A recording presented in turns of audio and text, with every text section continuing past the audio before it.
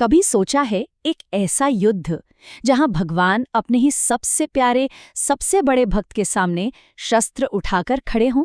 ये कोई आम कहानी नहीं है।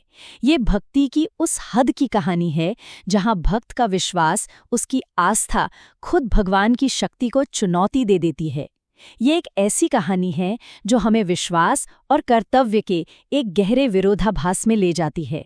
तो सवाल यही है, आखिर ऐसी क्या नौबत आ गई थी कि जिन श्रीराम का नाम हनुमान के रोम रोम में बसता था, उन्हीं राम को अपने प्रिय भक्त पर बाण चलाने पड़े। जिस भक्त ने अपने प्रभु के लिए अपना सीना तक चीर दिया, उसी भक्त पर प्रहार करने की क्या मजबूरी थी? चलिए जानते हैं। इस पूरे धर्म संकट की जड़ एक अनजाने में हुई भूल में छिपी थी। एक राजा की एक छोटी सी मामूली सी गलती, जो अनजाने में ही ब्रह्मांड के सबसे बड़े धर्म संकट की वजह बनने वाली थी। तो हुआ ये कि काशी के राजा एक मायावी राक्षस से युद्ध कर रहे थे। उन्होंने गुस्से में एक दिव्य बाण चलाया, पर वो राक्षस तो चालाकी से बच निकला और वो बाण सीधा जाकर लगा महर्षि विश्वामित्र के आश्रम में एक पेड़ पर। बस उसी एक पल में महर्षि की सालों की कठोर तपस्या भंग हो गई। और जैसे ही तपस्या टूटी, महर्षि का क्रोध जैसे ज्वालामुखी बनकर फूट पड़ा। वो सीधे श्री राम के पास पहुंचे। उनकी आंखों में आग थी। उन्होंने गरजते हुए कहा, काशी नरेश को दंड मिलना ही चाहिए। मैं सूर्यास्त से पहले उसका सिर चाहता हूं राम। और श्री राम, उनके लिए तो गुरु की आज्ञा पत्थर की लकीर थी। उन्होंने एक पल भी नहीं सोचा और एक अटल प्रतिज्ञा ले ली। वचन दिया, गुरुदेव, आपका वचन खाली नहीं जाएगा। आज सूरज ढलने से पहले काशी नरेश को मृत्युदंड मिलेगा। ये एक ऐसा वचन था जिसे स्वयं भगवान भी नहीं तोड़ सकते थे। और बस यहीं से कहानी उस मोड़ पर आ जाती है जहां एक भक्त को दो धर्मों के बीच एक नामुमकिन चुनाव करना था। एक तरफ थे प्रभु और दूसरी तरफ थी माँ। एक ऐसा धर्म संकट जिसकी कल्पना करना भी मुश्किल है। अब सोचिए उस राजा की हालत। मौत सामने खड़ी थी। जब उसे कोई रास्ता नहीं सूझा तो वो भागा भागा सीधा पहुंचा हनुमान जी की माँ माता अंजनी की शरण में। उनके पैरों में गिरकर अपने प्राणों की भीख मांगने लगा। माता अंजनी ने शरण में आए हुए डरे सहमे राजा को देखा और एक माँ का दिल पिघल गया। उन्होंने बिना पूरी बात जाने उसे प्राण रक्षा का वचन दे दिया। उन्हें इस बात का जरा भी अंदाजा नहीं था कि उनका ये वचन उन्हें सीधे श्री राम की प्रतिज्ञा के सामने लाकर खड़ा कर देगा। और यहीं पर आके खड़ा हो गया ब्रह्मांड का सबसे बड़ा धर्म संकट। एक तरफ थे प्रभु श्री राम, जिनका वचन था काशी नरेश को मृत्युदंड देने का, और दूसरी तरफ थी माता अंजनी, जिनका वचन था उसकी रक्षा करने का। और इन दो वचनों के बीच फंस गए थे हनुमान। अब वो किसका धर्म निभाते, अपने ईश्वर का या अपनी माँ का? तो अब वो घड़ी आ ही गई। रणभूमि तैयार थी, पर यह कोई आम युद्ध नहीं था। ये भगवान और उनके सबसे बड़े भक्त के बीच का महासंग्राम होने वाला था।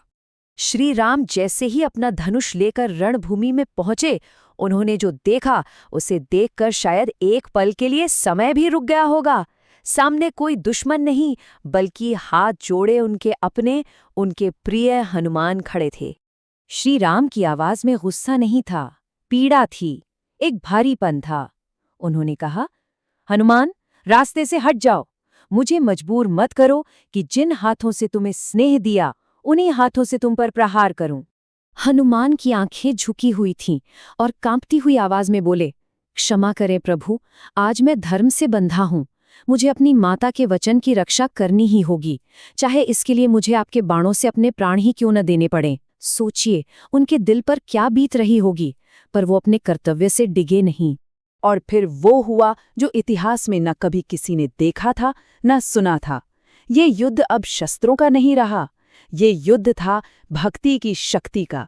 एक तरफ भगवान के विनाशकारी बाण और दूसरी तरफ भक्त का एक अटूट नाम। श्री राम ने अपना पहला प्रचंड बाण चलाया, जो आग की लपटों से घिरा था। लेकिन हनुमान, वो अपनी जगह से 1 इंच भी नहीं हिले। उन्होंने कोई शस्त्र नहीं उठाया, बस अपनी आंखें बंद की और अपने प्रभु के नाम का जाप शुरू कर दिया।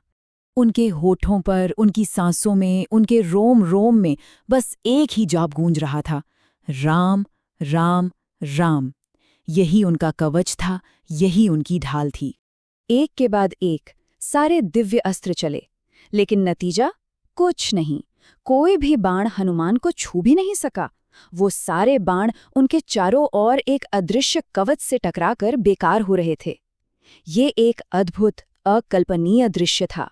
आज राम के बाणों पर राम का नाम भारी पड़ रहा था। और जब सारे रास्ते बंद हो गए, सारे अस्त्र नाकाम हो गए, तब श्री राम को वो शस्त्र उठाना पड़ा जिसे चलाने से पहले देवता भी कांप जाते हैं, ब्रह्मास्त्र। वो अस्त्र जिसमें पूरे ब्रह्मांड को एक पल में राख कर देने की शक्ति है। जैसे ही ब्रह्मास्त्र अपने लक्ष्य की ओर बढ़ा, ऐसा लगा मानो ब्रह्मांड का संतुलन ही बिगड़ गया। अब एक ऐसे सच के सामने आने का समय था जो भक्ति की ताकत को हमेशा के लिए स्थापित कर देता। इस महाविनाश को देख स्वर्ग से खुद देवता नीचे उतर आए। उन्होंने हाथ जोड़कर महर्षि विश्वामित्र से प्रार्थना की, हे महर्षि, इस अनर्थ को रोकिए। इस युद्ध से सृष्टि का संतुलन बिगड़ जाएगा। कृपया अपनी प्रतिज्ञा वापस ले लीजिए। हनुमान की इस असीम, इस अटूट भक्ति को देखकर उस तपस्वी का कठोर हृदय भी पिघल गया। उनका सारा क्रोध आंसुओं में बह गया और उन्होंने कहा, राम, रुक जाओ। जिस भक्ति के सामने तुम्हारे अस्त्र नाकाम हो गए, उसके सामने मेरा वचन क्या है? मैं तुम्हें अपने वचन से मुक्त करता हूँ। और जैसे ही ऋषि ने ये कहा, श्रीराम ने एक पल की भी देर नहीं की।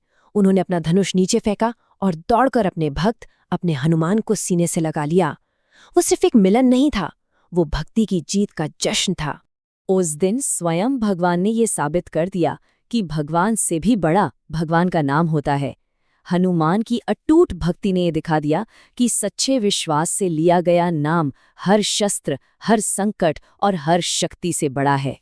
तो ये कहानी हमें सोचने पर मजबूर करती है कि अगर सिर्फ एक नाम में इतनी शक्ति हो सकती है, तो फिर अटूट विश्वास और सच्ची श्रद्धा में कितनी शक्ति होगी? वो कौन से पहाड़ हैं जो ऐसी आस्था से हिलाए नहीं जा सकते?